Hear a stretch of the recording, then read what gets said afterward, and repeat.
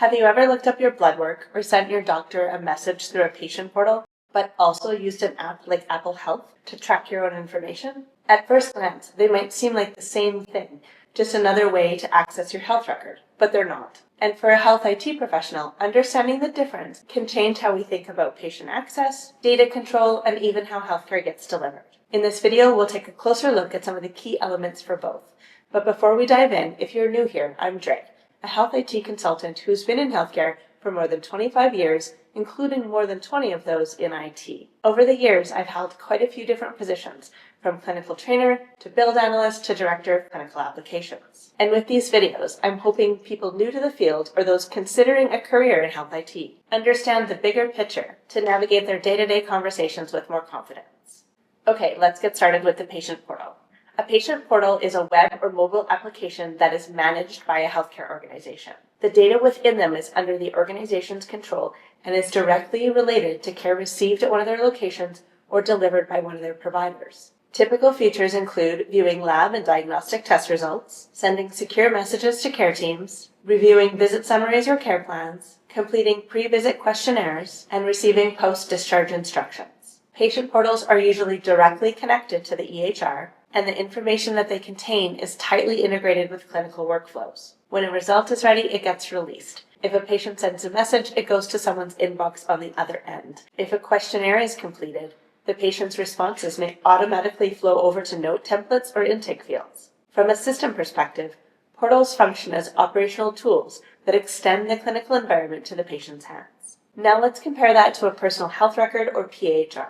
Unlike a portal, the PHR isn't managed by a specific organization or provider. They are managed by the individuals themselves. Apple Health is a great example. It can connect to multiple hospital portals, pull in data from pharmacies and labs, and also allow individuals to add over-the-counter medications and vitamins, track symptoms, vitals, or wellness metrics, set reminders to take medications, and capture family history or other key details so everything is in one place and easy to find if a provider asks. That gives patients more control and lets them have a more holistic view of their health record since they can view information from multiple different places.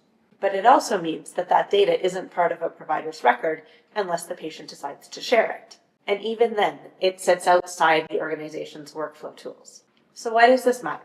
Well, first, control.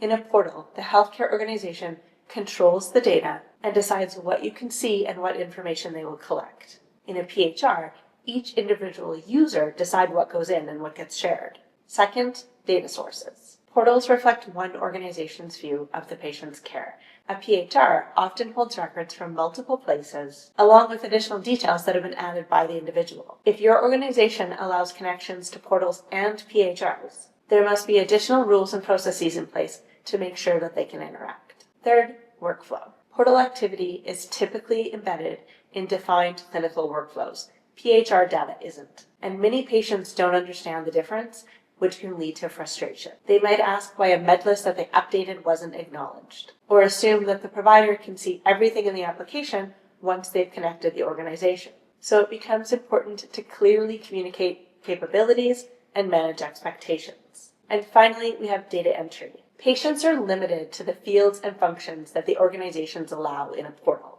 but they often get to choose their own PHR.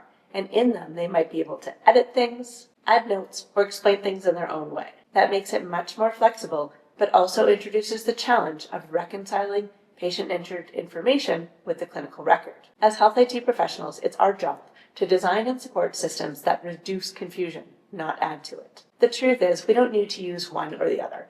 Portals and PHRs can actually complement one another if we understand how they should both be used together. Some organizations are starting to leverage both by reviewing patient-entered data during intake, using APIs to support data sharing, and designing workflows to flag information that patients bring in from home. From a workflow perspective, it raises some important questions. Who will review and potentially reconcile external data? Where does it live in the record? And what responsibility does the provider have to act on information from another organization or entered directly by the patient? These questions don't just impact technology. They influence governance, policy, and trust. So next time someone asks, aren't portals and PHRs the same thing, you'll know how to answer. And if you're building systems, designing workflows, or educating patients. Understanding the difference isn't just helpful, it's essential. If you found this helpful, don't forget to subscribe. I'm working on putting videos out more often to help you learn and lead in health IT, one topic at a time. See you next time.